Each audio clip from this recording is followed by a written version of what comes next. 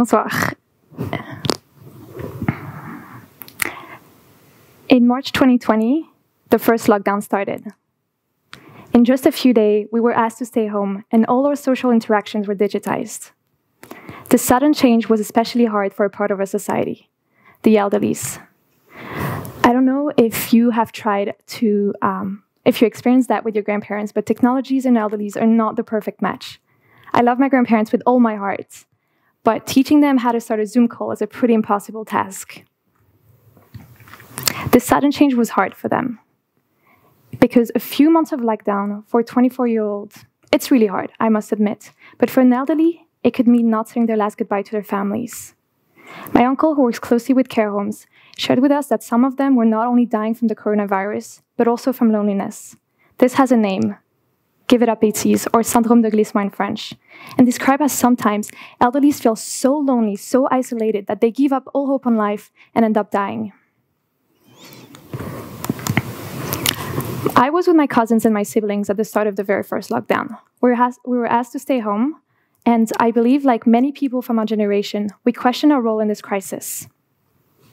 Our university degrees were not related to any sort of medical field, so we were completely useless and helpless. We wanted to help, and we wanted to find a way that would allow anybody to help from the safety of their home. So we had an idea. A very simple website that would allow anyone to write a letter in just a few clicks to an older stranger that was alone. A very simple website. The users simply have to connect, then choose between writing to a woman or a man, write the letter, add a picture to illustrate it, and then click on send. We launched the initiative in 3 days. On March 15, on day 1, we started creating the website and created the name and logo. On the second day, we created social media accounts for the initiative, and my cousins connected with elderly care homes to ask them if they wanted to receive letters for the residents, and they were excited about it. On March 17, on day 3, at 1 p.m., we launched the platform. And when we went to bed that night, we had already received over 300 letters. March 17 marks the start of the greatest and craziest experience of my life. During the first lockdown, we received up to 8,000 letters from over 180 different countries every single day. Strangers from around the world would take time out of their day to write to an older stranger. And it's not that easy. Imagine writing to a total stranger. What do you say? How do you start your letter? Despite this challenging exercise, strangers from around the world would offer a bit of their time to write to an older stranger. They would write about their day, about their pets, about their families, about their craziest life adventure, or even just about their routine and their feelings. This amazing experience taught me 2 very precious things that I would like to share with you today. The first one is how to build the need that we have to build simple solutions to solve complex challenges. I realized through that experience that we do not need the strongest team, or we do not need to raise thousands of euros to build solutions with great impact. You don't even need to have the full solution to a particular challenge. Contributing to a challenge at your level is enough. The letters did not solve the ongoing crisis happening in care homes around the world, but they did bring smiles to the faces and hearts of thousands of elderlies around the world before they went to bed. What I realized through this adventure is that what really matters is that you choose a challenge to tackle, regardless of the skills you have or the things you know. What matters is that you get started. None of my cousins, siblings, or myself had any experience building websites, nor working with elderlies for that matter. But focusing on our end goal, fighting the loneliness pandemic, 1 letter at a time, allowed us to move forward. 1 Letter, 1 Smile was built with 14 euros. The cheapest Wix membership cost 14 euro, and a team of 10 cousins, aged between 14 and 24 years old, meaning very, very limited skill sets, but a lot of time and energies. And that's all we needed to get started on this initiative that would later create over 1 million smiles around the world. But don't get me wrong, simple solution does not mean easy execution at all. After launching the initiative on March 17, that's when the real work started. We received every single letter. I don't know what I did, but every single letter we would receive would arrive in my mailbox as an individual email. That was a really, really big mess, and we had no idea how to turn those emails into tangible letters in the hands of the elderlies. first thing we did is print 45, so the first 45 letters, we printed them on postcards. That cost us around €2.5 per postcard, which was not a scalable option at all. Then we decided to print them on glossy paper. We did that for the next 400 letters and send them as bundled to the care homes. Again, a little bit expensive and not that convenient. And at that point, we got our first and last ever hate comment. A man wrote on social media, "You're going to kill them with your letters. You're just sending the virus there. You're not helping." We decided to adapt because we don't want to take any risk, and that was really not the goal of what we were trying to do. And so we added this option on the website where older care homes could register their establishment. They would provide us with their emails and the number of residents, number of women residents and male residents. And then we simply send the letters by email to them. They would print them and distribute them, and we would offer to reimburse them with the donation we were getting. This solution turned out to be great, but it was not the first one we found. And this is still how we do it today. Those are the letters we're currently sending. Adaptation, I believe, is critical in all matters of life, and especially in simple solutions.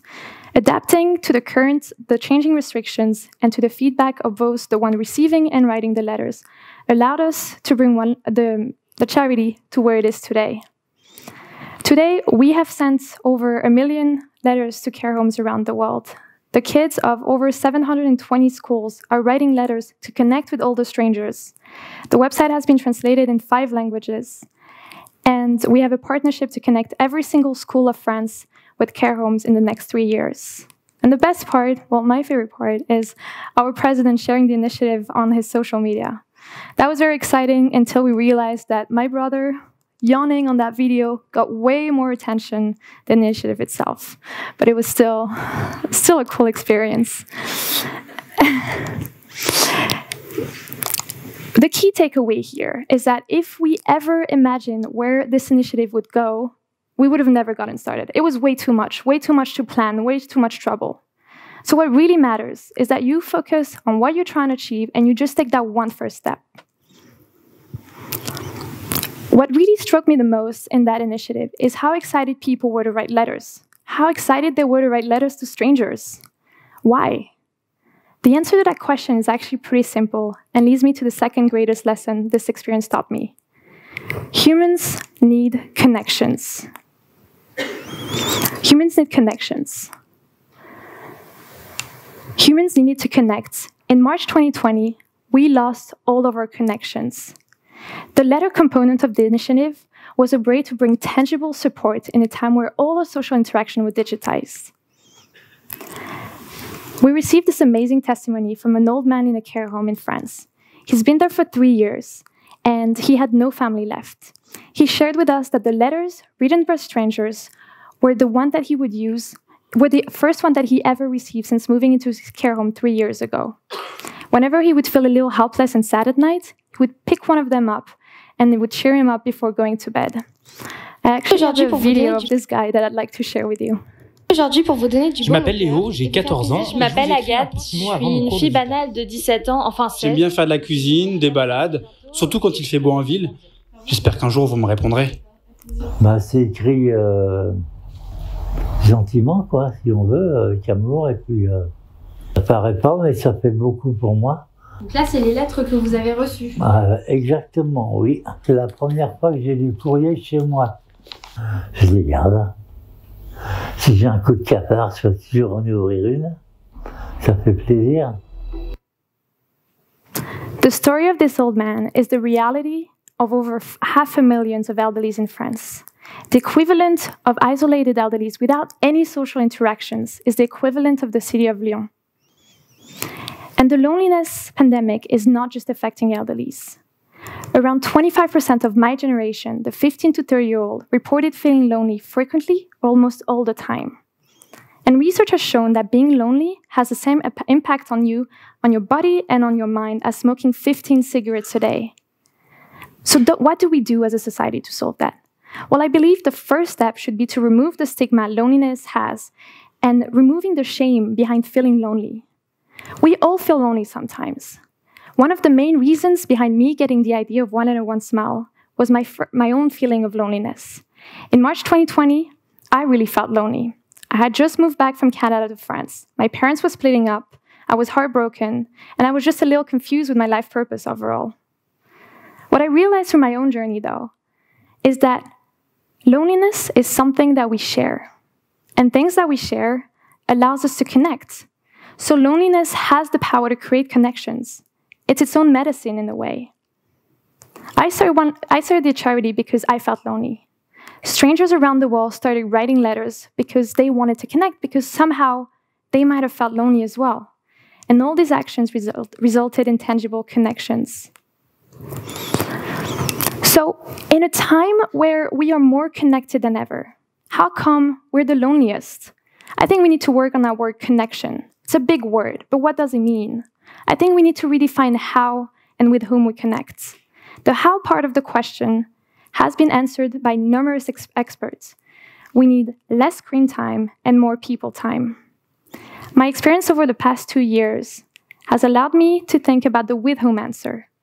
And I believe that the answer to the with whom we connect is that we need to connect with other generations, older generations. The joy felt by both the recipients and the writers of the letters truly shows that there's so much power and so much knowledge we can get from international dialogue. I had the opportunity to work with a lab at Harvard University, and one of the professors there shared with me that in some communities, like the Native American community, the word older is referred to as wise. So if you want to refer and say, hi, there's an elderly, you say, hey, there's a wise person. That's the word they use for it. And I think there's so much wisdom behind this. In our society, we associate growing old towards like needy, expensive, cost, burden, and the list goes on and on. But if we stop focusing on the physical aspect, which is the body growing old, it's a fact, and start focusing on the mind and what's in their head, they're gaining experience. They have so much life lessons to share. I truly believe that we can grow a lot as a society. But let me wrap it up for you. I love my conclusion. Okay. Accepting and sharing our vulnerabilities allows us to be human. And being human allows us to connect with others. Don't let your vulnerabilities stop you. Use them to create and connect. Create simple stuff, but create often. Don't wait for the perfect solution, the perfect idea, the perfect team. Just get started and you'll learn as you go. It's the one first step that matters. Connect. Connect with all, but especially elderlies. I strongly encourage you to call your grandparents or write a letter to an older stranger. Or just smile to an elderly in the street. Or go into a care home. There's so many ways you can connect. What I realized from my experience is that when you combine those two great principles, create and connect, joy arises. Thank you.